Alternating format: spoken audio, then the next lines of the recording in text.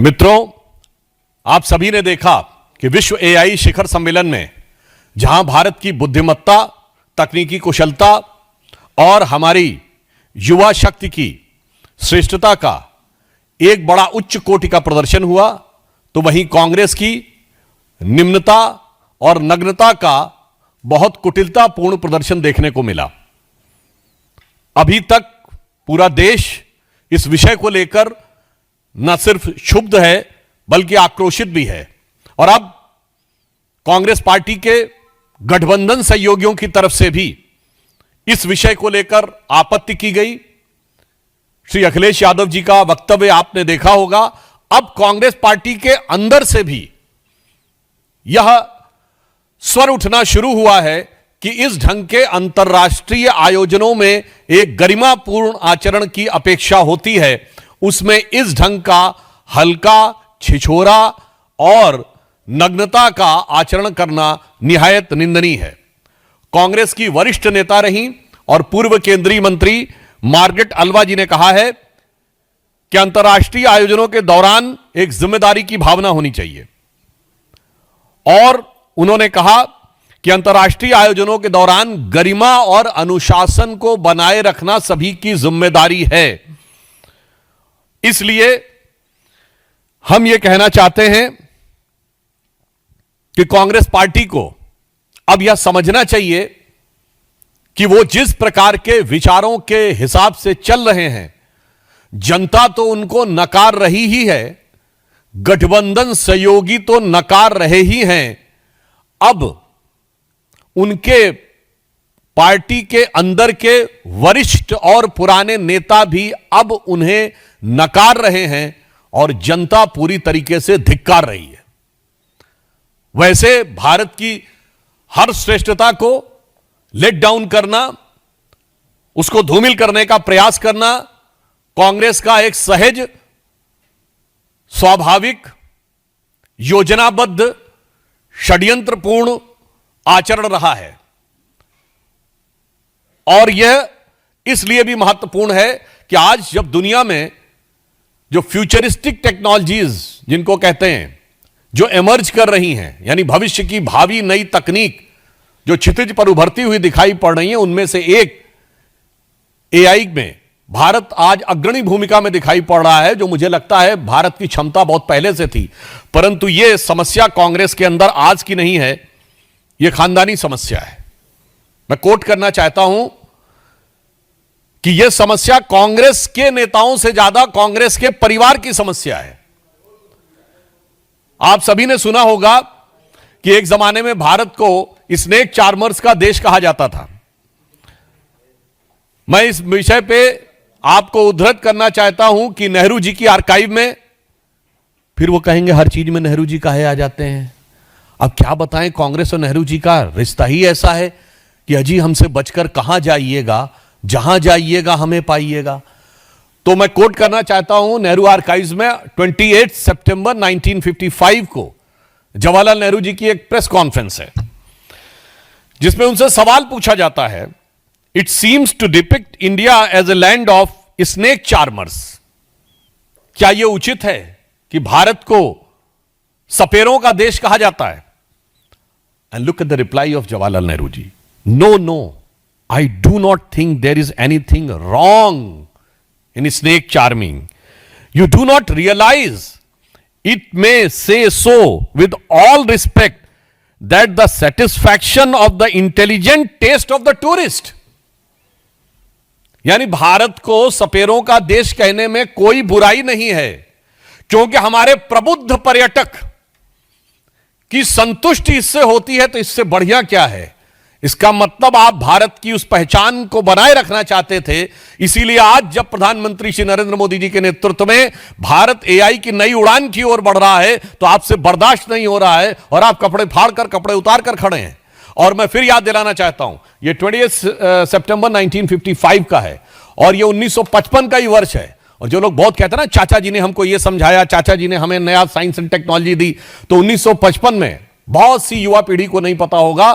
मैं बताना चाहता हूं, भारत के एक प्रख्यात साइंटिस्ट अमल कुमार राय चौधरी ने 1955 में ब्लैक होल्स के पास सिंगुलरिटी यानी क्वांटम फिजिक्स में कोलैप्स होने की थ्योरी दी, जिसे बाद में रोजर पेनरोस को जो नोबेल प्राइज मिला है, और स्टीफन हॉकिंस और रोजर पेनरोस ने जो अपनी बुक लिखी है उसमें उन्होंने उस डायग्राम को भी यूज किया है और उन्होंने उस क्रेडिट को यूज किया है। The same thing with a Bengali scientist Amal Kumar Rai Chaudhary has propagated and promulgated in 1955। यानी जब भारत का ही एक वैज्ञानिक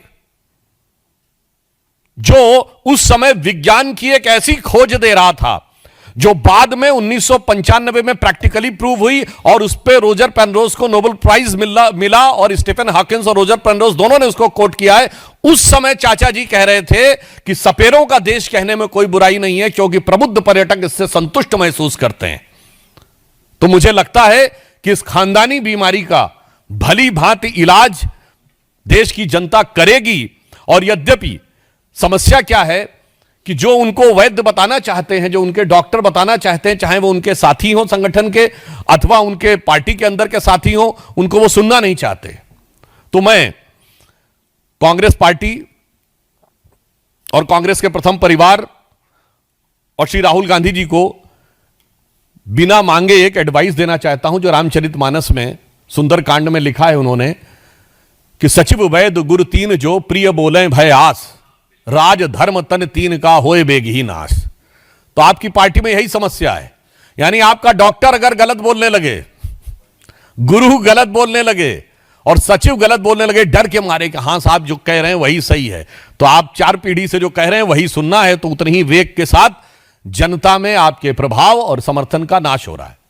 but after this naked truth of the notorious activities of Congress engineered by the nefarious design, another crooked tooth has also come up, which was motivated by the conspicuous design of Congress party as Congress Chief Minister of Telangana, Shri Revant Reddy, who was just few months back was saying that he was having no money for capital investment.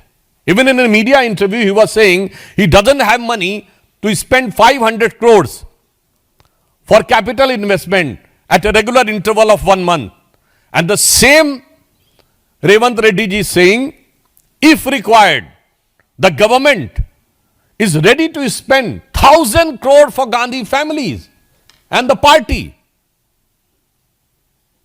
अब मैं पूछना चाहता हूं कांग्रेस से, जब हम विपक्ष में थे, कांग्रेस आज सिर्फ विपक्ष में नहीं है, कई राज्यों में सत्ता में है। 3 राज्यों में आप पूर्ण बहुमत के साथ सत्ता में हैं, हिमाचल, तेलंगाना और कर्नाटक। जहां हम सत्ता में थे हमने गुजरात मॉडल दिया था, that Gujarat model which is been praised not only at the national level but at the international level. उस समय वर्ल्ड बैंक के चीफ ने 2014 में कहा था कि अब मुझे लगता है कि जो गुजरात मॉडल चीफ मिनिस्टर के रूप में मोदी जी ने दिया था वो अब नेशनल लेवल पे आएगा और दिखाई भी पड़ता है। मैं कांग्रेस से पूछना चाहता हूं आपका मॉडल क्या है? क्या मॉडल आपने देश के सामने रखा है कर्नाटक का? क्या मॉडल आपने रखा है हिमाचल का? दिखाइए, परफॉर्म करिए। तेलंगाना का मॉडल यह है कि कांग्रेस का मतलब मुसलमान, मुसलमान का मतलब कांग्रेस, ये आपका चीफ मिनिस्टर कहता है, और सारे सरकार के पैसे का मतलब गांधी खानदान। मतलब कांग्रेस का पार्टी का मतलब मुसलमान और सरकारी राजस्व का मतलब नेहरू खानदान। This is the model of governance which the Congress party has put fourth in front of the people.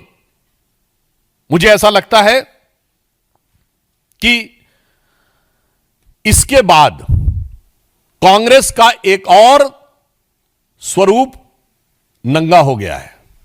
नकाब चेहरे से पहले हट चुका था, कपड़ा बदन से हट चुका था एआई समिट में। अब जो बचा खुचा रहा था वो तेलंगाना के मुख्यमंत्री रेवंत रेड्डी जी के इस बयान से हट गया है, और यह दर्शाता है कि तेलंगाना की जनता के साथ कितना बड़ा अन्याय है।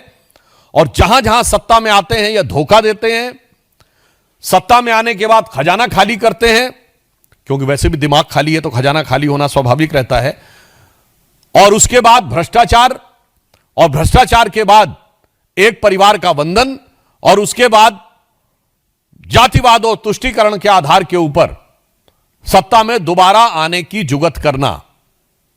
मुझे लगता है कि ये दो तथ्य, एआई समिट में कांग्रेस के नेताओं के द्वारा यह बोलना और रेवंत रेड्डी जी के द्वारा कहना कि वो 1000 करोड़ रुपए देना चाहते हैं, और ये आइसोलेटेड इवेंट नहीं है।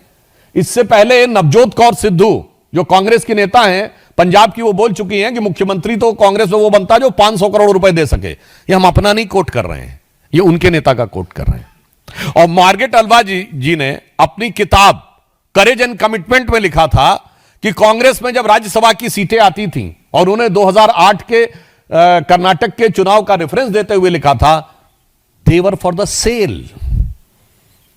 मतलब उनका कहना था पार्टी के प्रति निष्ठा, योग्यता और पार्टी में वरिष्ठता के आधार पे टिकट नहीं दिए जा रहे थे, बल्कि बोली लगाई जा रही थी। यह किसने कहा है?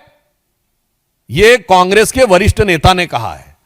तो मुझे लगता है रेवंत रेड्डी जी का जो यह बयान है, यह भी कांग्रेस की अपनी एक अलग पहचान है कि जनता के लिए कुछ नहीं, विकास के लिए ठेंगा है, और सब कुछ पार्टी के अंदर बंदर बाट करनी है। और इसी के साथ साथ जब आप कुछ भी नहीं कर पाएंगे तो केंद्र को दोष देना है, फिर भयानक खतरनाक तुष्टीकरण के द्वारा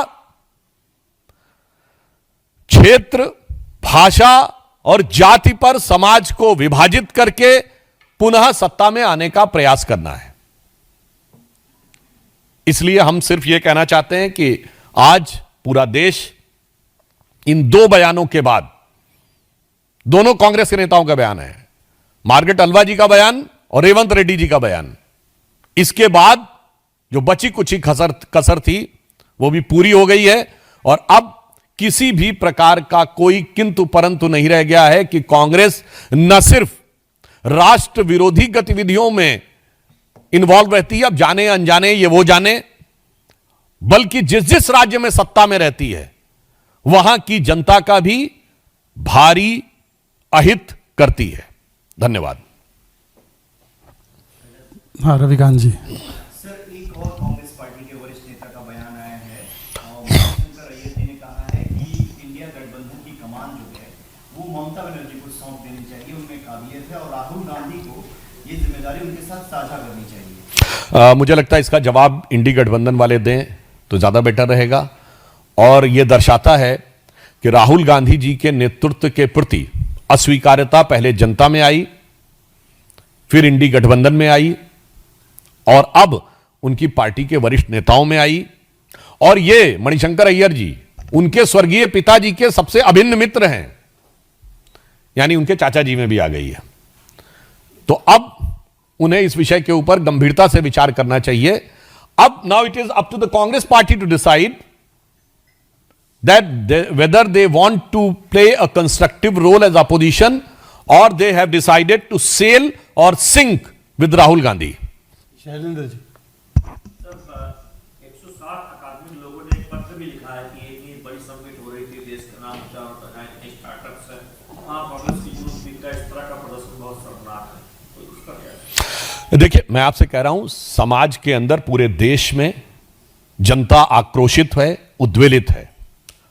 उसी प्रकार यह प्रबुद्ध वर्ग का भी इसी में एक अपना अभिव्यक्ति है, मगर मुझे लगता है कि कांग्रेस को यह सुनाई नहीं पड़ सकता, चूंकि उनके कान में मोदी विरोध की इतनी रुई भरी हुई है कि मैं कह सकता हूं कि आज कांग्रेस राहुल गांधी का बंदर बन गई है, जो यह कहना चाहती है कि ना कुछ अच्छा देखो, ना कुछ अच्छा सुनो, ना कुछ अच्छा बोलो, जबकि चारों तरफ देश के अंदर मोदी जी के नेतृत्व में इतना बड़ा बदलाव हो रहा है, परंतु जो उसको समझना ना चाहे तो उसके लिए मैं संस्कृत का एक सुभाषित है, वह पहले भी बोल चुका हूं, पुनः कोट कर देना चाहता हूं, चूंकि ये आर्टिफिशियल इंटेलिजेंस का था तो वो इंटेलिजेंस को लेकर ही सुभाषित है कि यस्य नास्ति स्वयं प्रज्ञा शास्त्रम तस्य करोति किम लोचनाभ्याम विहीनस्य दर्पणम किम करिष्यति। यानी जिसकी स्वयं की बुद्धि या प्रज्ञा ना हो उसको कितने भी किताब पढ़ा दीजिए, कितने भी शास्त्र पढ़ा दीजिए, उसे कुछ समझ में नहीं आ सकता। जैसे जिसकी आंखें या तो बंद हो या आंखें हो ही नहीं, कितना भी दर्पण दिखा दीजिए उसे चेहरा नहीं दिख सकता। राजनीति हो या क्रिकेट, देश विदेश की ब्रेकिंग हो या आपके मोहल्ले की बड़ी खबर, सब मिलेगा एक ही ऐप में, सबसे तेज और भरोसेमंद। अभी डाउनलोड करें दैनिक भास्कर डिजिटल।